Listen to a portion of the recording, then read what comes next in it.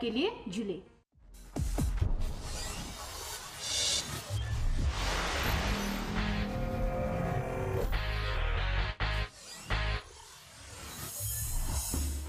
जुले बच्चों, so yesterday we have learned about the various methods for calculating of the deceased partner's share of profit from the last balance sheet to the death of the partner. So today we will discussing about the deceased partner's capital account and what are the items that will increase the deceased capital and what are the items that will decrease the deceased partner's capital account. So तो बच्चों, इस disease partners capital account में जो जो चीज़ हमें इस partners की capital को इंक्रीज करेंगे उसके बारे में थोड़ा सा हम अभी एक फॉर्मेट हम तैयार करेंगे। उसके बाद फिर क्वेश्चंस में आपको और भी क्लियरिटी आ जाएंगे। तो सबसे पहले हम क्या लिखेंगे? कैपिटल जो है, कैपिटल क्या है? हमारा लायबिलिटीज है। तो कैपिटल का जो बैलेंस ब्रॉट डाउन हमेशा क्रेडिट साइड पे होता है। तो सबसे फर्स्ट अमाउंट हमारा होता है बाय बैलेंस ब्रॉट डाउन।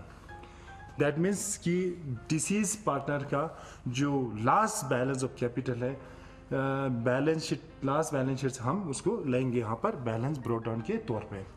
उसके बाद by profit and loss suspense account. ये जो हमने जो डिस्कस किया था, उसी जो प्रॉफिट डिसीज पार्टनर को अगर प्रॉफिट ड्यू बनता है तो उसको हम भी इस प्रॉफिट एंड लॉस इस पार्टनर्स कैपिटल अकाउंट के क्रेडिट साइड में लिखेंगे। और थर्डली हमें आएंगे गुडविल। गुडविल के बारे में तो आप लोगों को काफ़ी पता होगा क्योंकि प्रीवियस लेसन्स में भी इसके बारे में थोड़ा बहुत डिस्कस हुआ। इसके बाद भी हम गुडविल पे और जाएंगे। तो गुडविल क्या होता है कि गुडविल होता है reputation of the business. Goodwill is the good name और रिपुटेशन ऑफ द बिजनेस जो कि बिजनेसमैन ने कई सालों से अपने बिजनेस के लिए बनाया है। गुडविल वो प्रॉफिट है जो नॉर्मल प्रॉफिट से जो ज़्यादा, जो एक्स्ट्रा जो प्रॉफिट आता है। दैट मीन्स इसको हम क्या मान सकते हैं? एक हिडन पावर मान सकते हैं। तो गुडविल वैसे फिक्स एसेट में आता है, इंटेंजिबल फिक्स एसेट में। तो गुडविल जो नया आपको एडजस्टमेंट में जो मिलेंगे उसको हम कैलकुलेट करके फिर यहाँ पर पार्टनर्स के कैपिटल अकाउंट में हमने लिखना है। और फोर्थली हमें आएंगे इंटरेस्ट ऑन कैपिटल। अगर डिसीज पार्टनर्स को पार्टनरशिप डिड के हिसाब से उसको कैपिटल पे अगर उसको इंटरेस्ट देने के लिए लिखा होगा तो उसको भी हम इसमें लिखेंगे। और आएंगे जी नेक्स्ट हमारे पास बाय जर्नल रिजर्व।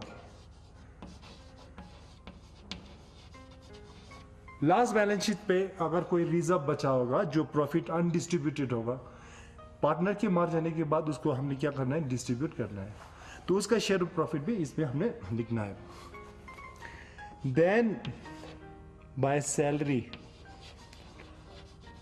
अगर ये डिसीज पार्टनर को सैलरी देने के बाद क्या होगा तो उसका जितना महीने का सैलरी ड्यू बनता है उसको भी हमने यहां पर लिखना है। Then by revaluation account. इसके बारे में आपको काफ़ी पता होगा क्योंकि ये रीवैल्यूएशन अकाउंट एडमिशन के टाइम पे भी बनाना पड़ता है, रिटायरमेंट के टाइम पे भी बनाना पड़ता है और डेथ के टाइम पे भी बनाना पड़ता है। तो रीवैल्यूएशन में अगर प्रॉफिट आता है तो उसका शेयर ऑफ प्रॉफिट इसमें हमने लिखना है। इसको हम थोड़ा सा इमेजरी नंबर से इसको रखेंगे।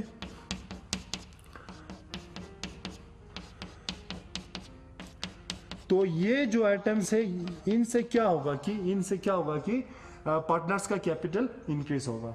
सिमिलरली इसके डेबिट साइड में ऐसा कुछ आइटम्स है जो इनके इस डिसीज पार्टनर्स की कैपिटल को डिक्रीज करेंगे। इसमें सबसे पहले हमें लिखना है टू गुडविल।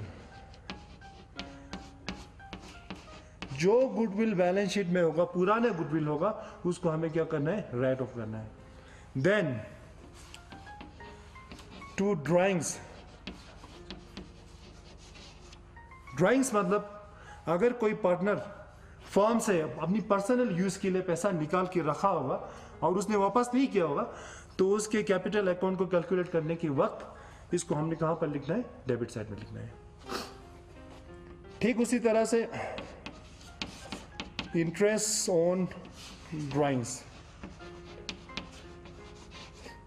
इस ड्राइंग्स पे अगर इंटरेस्ट देने के लिए उस डीड में अगर लिखा होगा तो उसको भी हमने यहां पर डेबिट साइड पे लिखना है। देन आएंगे गुडविल आया, ड्राइंग्स आ गया, interest on drawings, profit and loss suspense account in case of loss, जो हमने कल कैलकुलेट किया था, अगर लॉस आया होगा तो उसको भी इस कैपिटल से हमने क्या करना है? डेबिट करना है। Similarly loss on revaluation, loss on revaluation,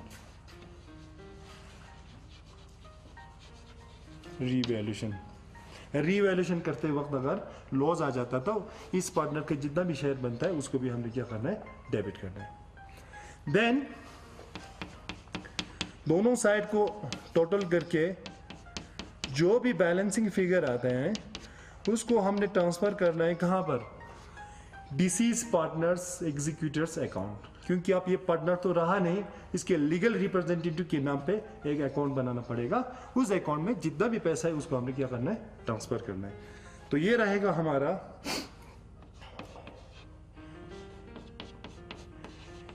executor account. इसको हम क्या करना है? टोटल करना है। तो जाने वाले पार्टनर्स के कैपिटल इस तरह से हमें बनाना होगा। तो स्टूडेंट्स, अभी हम गुडविल के बारे में थोड़ा और डीप में जाएंगे। तो जिस तरह से अभी आप लोगों ने पार्टनर्स कैपिटल अकाउंट में गुडविल को आपने देखा, क्रेडिट साइड पे गुडविल यहाँ पर लिखना होता है। तो गुडविल के बारे में प्रीवियस लेसन्स में आपने बहुत ही डिटेल में किया है, तो मैं इसको दोबारा से गुडविल क्या होता है, इसका क्या फैक्टर रहता है, ये क्यों ज़रूरी है, इसके बारे में नहीं जाऊंगा। आज हम सिर्फ यही कहेंगे कि गुडविल को किस तरह से कैलकुलेट करना होता है।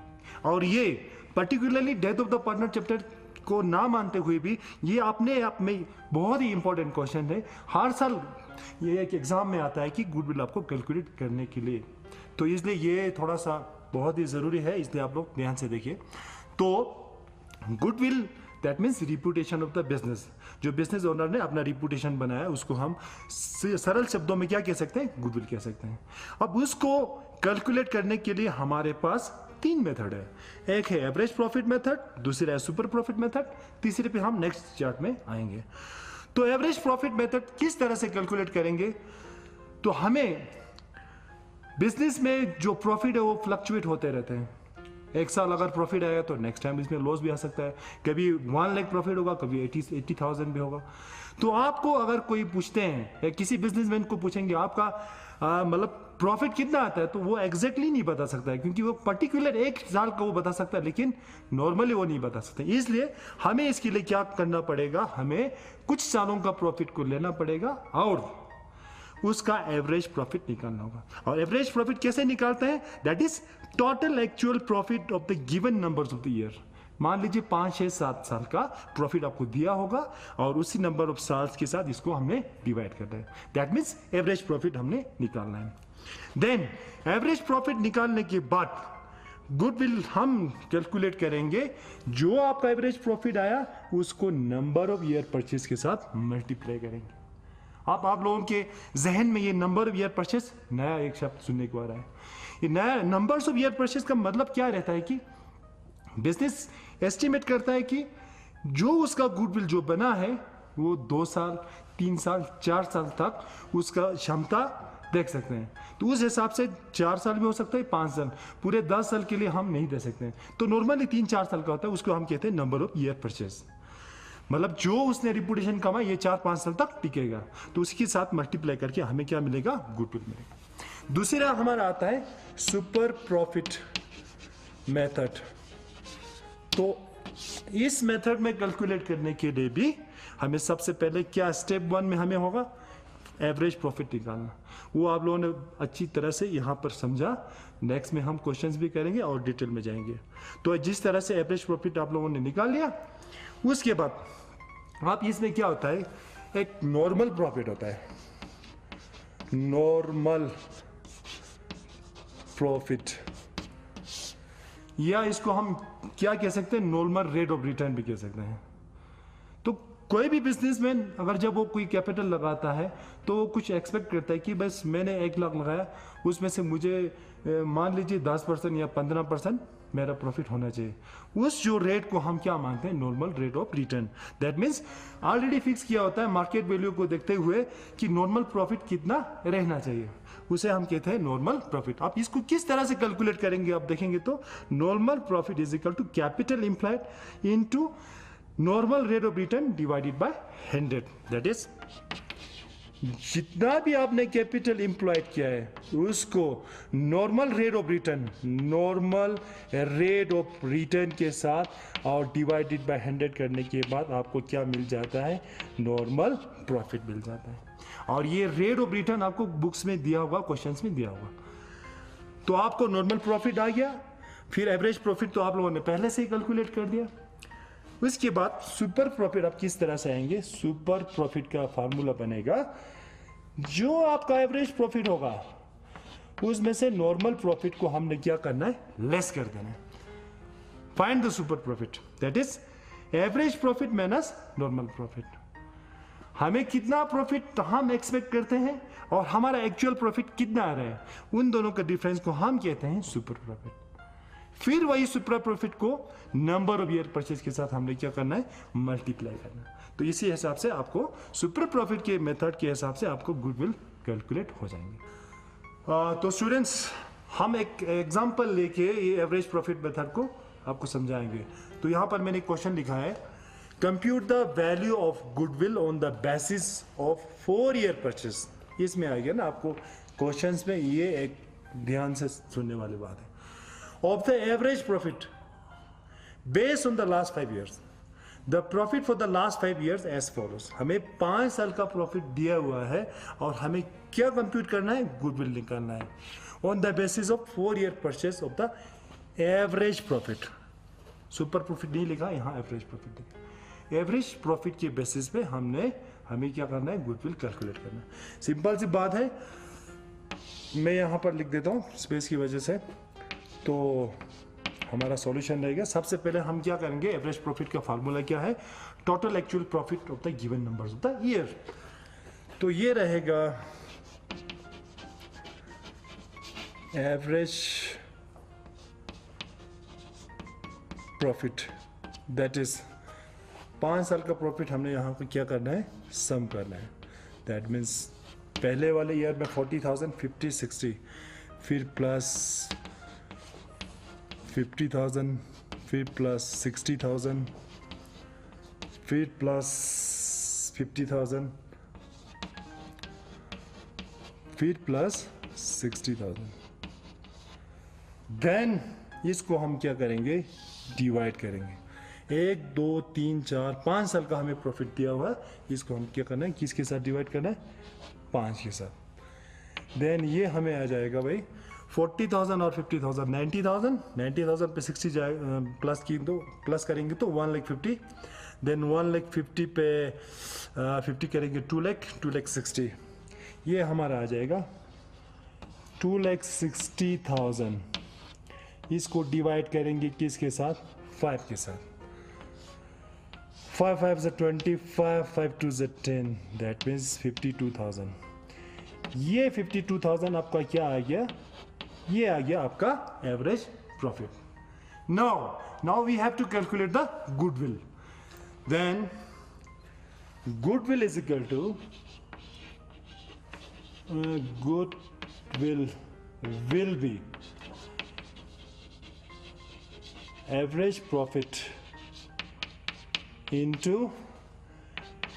numbers of year purchase, जो कि आपको दिया है 4 साल। एंड दैट इज हमारे पास आता है जी, एवरेज प्रॉफिट हमारे पास है 52,000 इसको मल्टीप्लाई करेंगे 4 के साथ and it comes to 0 0 0 4 to the 8 4 5 the 20 that is 2,08,000। ये आपका क्या आ गया जी, ये आ गया आपका गुडविल।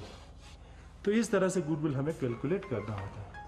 तो इसके बाद हम जाएंगे सुपर प्रॉफिट मेथड का एक क्वेश्चन करेंगे।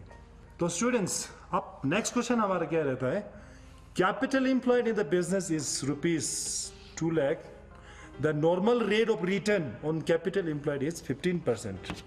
इसमें नॉर्मल रेट ऑफ रिटर्न हमें दिया हुआ है। The firm on an average profit is profit of ₹48,000। इसमें आपको एवरेज प्रॉफिट ऑलरेडी कैलकुलेट करके क्वेश्चन में दिया है। Calculate the goodwill on the basis of 3 year purchase of the super profit. ये है हमारा दूसरे मेथड की तरह से इसको हमने कैलकुलेट करना। इसमें एवरेज प्रॉफिट ऑलरेडी कैलकुलेट करके दिया हुआ है, सिर्फ नया चीज क्या है इसमें 15% हमें नॉर्मल रेट ऑफ रिटर्न दिया है। तो सबसे पहले हम क्या करेंगे, हमारा सॉल्यूशन इस तरह से होगा। सबसे पहले हम लिखेंगे कैपिटल, जो हमारे पास कैपिटल दिया है दैट इज 2 लाख। तो normal rate of return, normal rate of return, normal rate of return, that means company क्या, मतलब फर्म क्या एक्सपेक्ट करता है कि हमारा प्रॉफिट कितना आना चाहिए, that is 15% of the capital. वो मानते हैं कि अगर कैपिटल का 15% ही आ जाए तो ये हमारे लिए नॉर्मल प्रॉफिट है। तो हम क्या निकालेंगे, इसके बाद नॉर्मल प्रॉफिट निकालेंगे। नॉर्मल प्रॉफिट हम कैलकुलेट करेंगे, that is equal to 2 lakh का 15/100, दैट मीन्स 2 लाख का 15%। Then 0 0 0 0 cancel, that is 0 0 0 15 to the 30, sorry ये हमारा आ जाता है 30,000। तो अगर फर्म को 30,000 ही अगर वो अर्न कर लेता तो वो मतलब सोच सकता है कि नॉर्मल जो प्रॉफिट वो एक्सपेक्ट करता है वो उसने अचीव कर लिया। लेकिन यहां पर क्या है, एक्चुअल प्रॉफिट या एवरेज प्रॉफिट हमारा कितना है, एवरेज प्रॉफिट जो कि क्वेश्चन में गिवन दिया हुआ है दैट इज 48,000। तो कभी कभी नहीं दिया होगा तो हमें उसको प्लस करके निकालना होता है। तो एवरेज प्रॉफिट हमारा 48,000 हो गया, नॉर्मल प्रॉफिट हो गया 30,000। तो हमें क्या निकालना है, अभी सुपर प्रॉफिट निकालना है। Super profit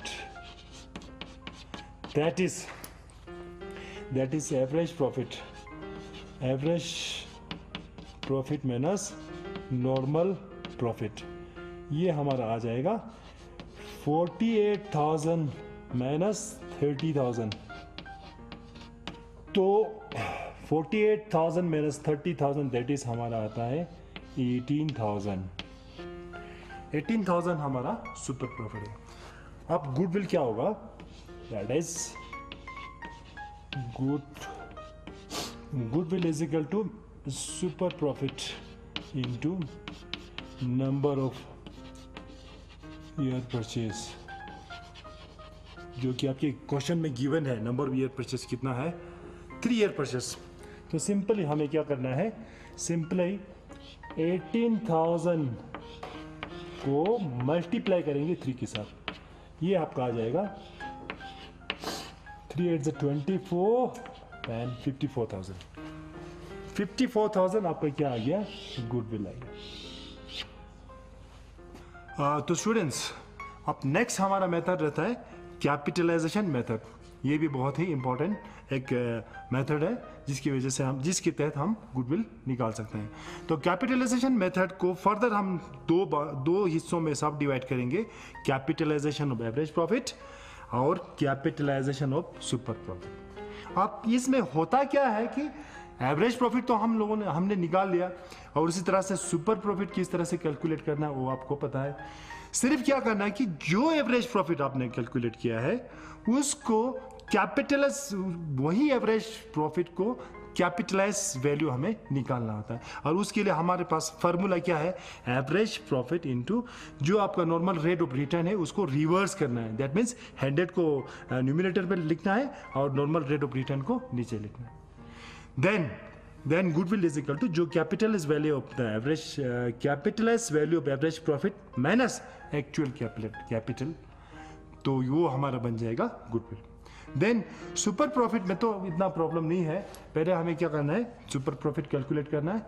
then super profit कैसे कैलकुलेट करते हैं, average profit minus normal profit, फिर उसी सुपर प्रॉफिट को कैपिटलाइज कर देना। अब इसको हम एक क्वेश्चन के हिसाब से समझाएंगे जिसमें आपको और भी क्लियरिटी आ जाएगी। तो यहाँ पर क्वेश्चन है, a business has an average profit of rupees 1 lakh। एक बिजनेस में एवरेज प्रॉफिट आपको दिया हुआ है 1 lakh during the last few years, given that the asset of the business is 10 lakh, business का एसेट हमें दिया हुआ है कितना, 10 lakh, and external liabilities is 1,80,000। The normal rate of return is 10%, जो नॉर्मल रेट ऑफ रिटर्न हम एक्सपेक्ट करते हैं वो कितना है, 10%। Calculate the goodwill by capitalisation of average profit और कैपिटलाइजेशन ऑफ सुपर प्रॉफिट। तो इस तरह के क्वेश्चन आपके पेपर में आ सकते हैं, लेकिन आप एवरेज प्रॉफिट के हिसाब से भी जाएंगे या सुपर प्रॉफिट को कैपिटलाइज करेंगे, दोनों का आंसर हमेशा सेम आता है।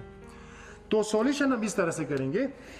इस क्वेश्चन में आप लोगों ने देखा होगा कि इसमें कैपिटल के बारे में मेंशन नहीं किया हुआ है, इसमें आपको क्या दिया है कि आपका एसेट दिया हुआ है और एक्सटर्नल लायबिलिटीज। तो सिंपल वे में हम लिखेंगे एसेट जो आपको गिवन दिया है, दैट इज आपका एसेट कितना दिया है, आपका एसेट दिया है 10 लाख और लायबिलिटीज जो कि आपको दिया हुआ है 1,80,000। 11th क्लास में आपने पढ़ा होगा या वैसे भी कॉमन सेंस अंडरस्टूड है, asset is equal to capital, हमारे पास फार्मूला रहता है asset is equal to capital plus liabilities. Capital means owners fund, liabilities means external borrowings. तो कैपिटल क्या रहेगा इस इक्वेशन के हिसाब से, capital is equal to asset minus liabilities. हमें अभी पहले क्या निकलना है, इसमें कैपिटल निकलना है जो कि एसेट माइनस लायबिलिटीज। तो एसेट हमारे पास है 10 लाख और लायबिलिटीज हमारे पास है 1,80,000। इसको हम कैलकुलेट करेंगे तो ये बन जाएगा 8,20,000। 8,20,000 क्या है कि हमारा कैपिटल इम्प्लॉयड है। अब इसका हमें क्या निकलना है, नॉर्मल प्रॉफिट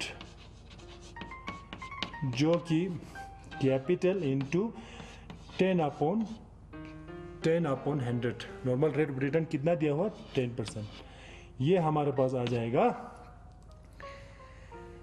8,20,000 इंटू 10/100।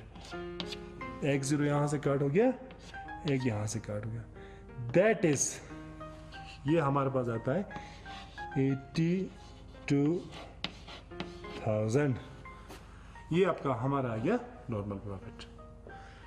तो कैपिटल भी हमारे पास आ गया, नॉर्मल प्रॉफिट भी आ गया। अब एवरेज प्रॉफिट वहां पर लिखा हुआ है ऑलरेडी,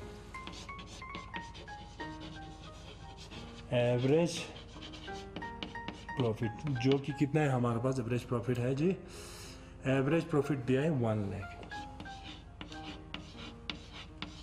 ये था जो इंफॉर्मेशन हमें जरूरत था वो सब हमने यहां पर निकाले।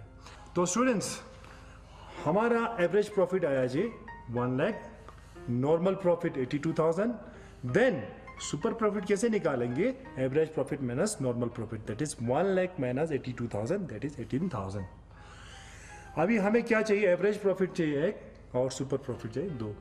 एक्चुअल जो कैपिटल है 8,20,000 वो हमने पहले कैलकुलेट किया था। अभी हमें निकालना है goodwill by capitalisation of average profit. Average profit को कैपिटलाइज करके हमने क्या निकालना है, गुडविल निकालना है। दैट इज उसका फार्मूला हमने अभी चार्ट पे बताया आपको। जो भी आपका एवरेज प्रॉफिट है, एवरेज प्रॉफिट है आपका 1 लाख उसको नॉर्मल रेट ऑफ रिटर्न को रिवर्स कर देना आपने, ऊपर 100 लिखना है और नीचे 10 लिखना है।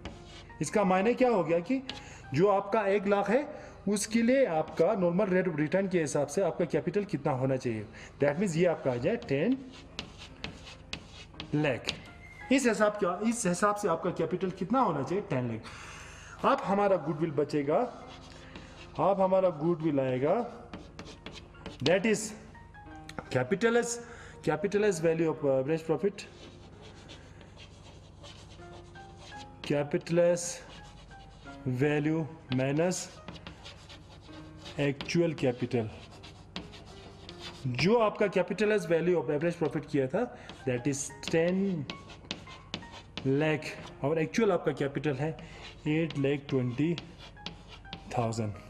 ये आपका आ गया 1,80,000। ये हमारा आपका गुडविल है।